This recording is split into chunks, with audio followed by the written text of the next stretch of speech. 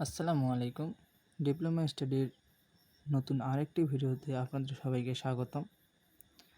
আজকে আমাদের আলোচনার বিষয় হচ্ছে কালার কোড নির্ণয় সম্পর্কে।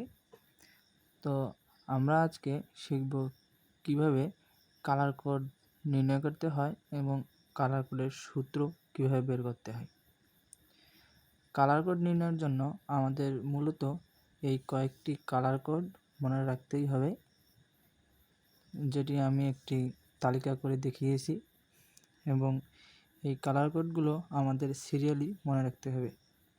যেমন কালো বাদামি, লাল কমলা হলুদ, সবুজ নীল বেগুনি ধূসর সাদা। আমরা এগুলো ভালোভাবে মনে রাখার জন্য আমরা মনে রাখতে পারি যে কাবালা কহসিনী বেদুসা। আমরা কাবালা থেকে আমরা কাতে কালো, বাতে বাদামি এবং লাতে লাল বুঝব। একইভাবে কহসিনী থেকে আমরা কতে কমলা, হতে হলুদ, দন্তস্বতে আমরা সবুজ এবং নিতে আমরা নীল কালার বুঝব। একইভাবে বেদুসা থেকে আমরা বেতে বেগুনি, ধুতে ধূসর এবং সাথে সাদা বুঝব। তো কালার কোডের মান এভাবে সিরিয়ালি থাকবে। কালোর মান 0, বাদামির মান 1, একইভাবে সিরিয়ালি লালের মান 2, কমলার মান 3, এভাবেই সিরিয়ালি চলতে থাকবে।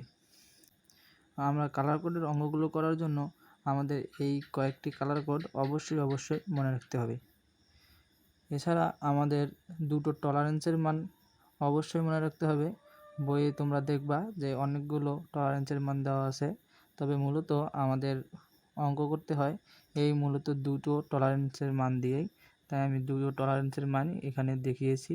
যে সোনালি টলারেন্সের মান হচ্ছে +-5% এবং রূপালি টলারেন্সের মান হচ্ছে +-10%।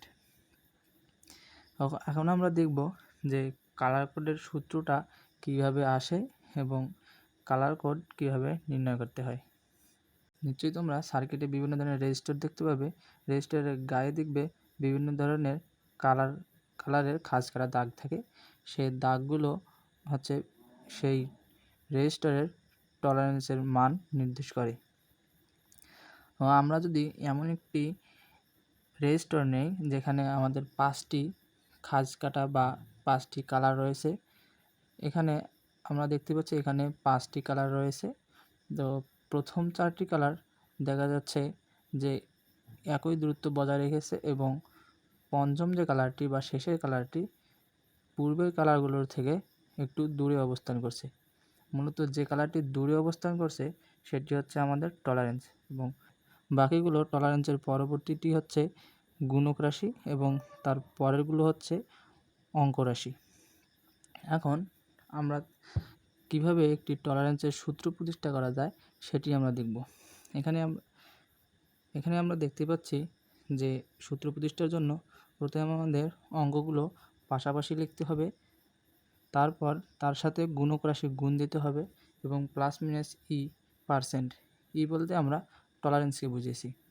যেহেতু আমাদের এখানে বলেছে যে অঙ্কগুলো পাশাপাশি লিখতে হবে, তাই আমরা এখানে দেখতে পাচ্ছি যেহেতু এখানে 5টি কালার রয়েছে, যে কালারটি সব অন্য কালার থেকে একটু দূরে অবস্থান করছে সেটি আমরা জানি টলারেন্সের মান, এবং বাকি 4টি কালারের মধ্যে টলারেন্সের পরবর্তী কালারটি হচ্ছে গুণক রাশি এবং তার পরবর্তী কালারগুলো হচ্ছে অঙ্ক। এখন এখানে বলেছে যে অঙ্কগুলো পাশাপাশি লিখতে হবে।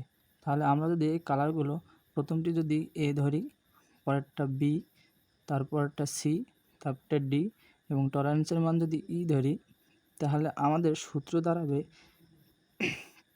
অঙ্কগুলো পাশাপাশি যদি লিখতে হয় তাহলে এখানে আমাদের জানি এটি হচ্ছে টলারেন্স, এটি হচ্ছে টলারেন্সের পরবর্তী অঙ্কটি হচ্ছে আমাদের গুণক রাশি, এটি হচ্ছে তাহলে গুণক রাশি, এবং পরবর্তী যে 3টি অংশ রয়েছে এই রেজিস্টারের ক্ষেত্রে পরবর্তী 3টি অংশ হচ্ছে আমাদের অঙ্ক রাশি। তাহলে আমরা যদি অঙ্কগুলো পাশাপাশি লিখি তাহলে আমরা জানি অঙ্ক 3টি হচ্ছে এ, বি, সি, এবং এখানে সূত্র অনুযায়ী আমাদের গুণ দিতে হবে। গুণ দিয়ে তারপর এখানে আমাদের গুণক রাশি ডি। এখন গুণক রাশি বলতে আমরা বুঝব 10 টু দি পাওয়ার কালারের মান। এখন আমরা ইনটু দিয়ে যদি গুণক রাশির স্থানে 10⁻⁴ কালারের মান ডি লিখি, তার পরবর্তীতে এখানে সূত্র অনুযায়ী প্লাস মাইনাস, এখানে টলারেন্সের মান হচ্ছে ই, তাই আমরা E% দিলাম। মূলত এটি হচ্ছে আমাদের টলারেন্সের মান নির্ণয়ের সূত্র। এটি আমাদের অবশ্যই মনে রাখতে হবে। এটি দিয়ে আমাদের পরবর্তীতে কিছু ম্যাথ আছে তা করতে হবে। এখানে যদি আমরা আরেকটি রেজিস্টার নেই, যেটাতে 4টি কালার রয়েছে, 1 2 3 4, যেটাতে আমরা 4টি কালার নিলাম, যেটি হচ্ছে এ, বি, সি এবং ডি। এখানে 4টি কালারের মধ্যে শেষের অংশটি যেহেতু আমাদের টলারেন্সের মান, তাহলে আমাদের এখানে টলারেন্স হচ্ছে ডি এবং তার টলারেন্সের পরবর্তী অংশটুকু হচ্ছে আমরা জানি গুণক রাশি, তাহলে গুণক রাশি সি এবং তার পরবর্তী যে দুটো অঙ্ক রয়েছে এ দুটো আমাদের হচ্ছে অঙ্ক রাশি।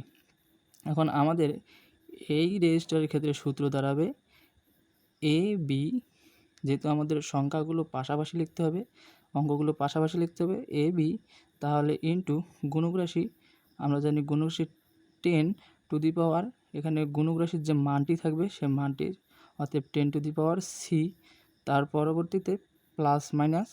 এখন আমাদের এখানে টলারেন্সের মান এখানে আমরা দেখতে পাচ্ছি যে টলারেন্স হচ্ছে ডি, তাহলে আমরা এখানে D% দিতে পারি। মূলত এভাবেই একটি রেজিস্টারের কালার কোড নির্ণয়ের সূত্র প্রতিষ্ঠা করা যায়। তো এখন আমরা এই কালার কোড সম্পর্কিত কিছু ম্যাথ দেখে আসি।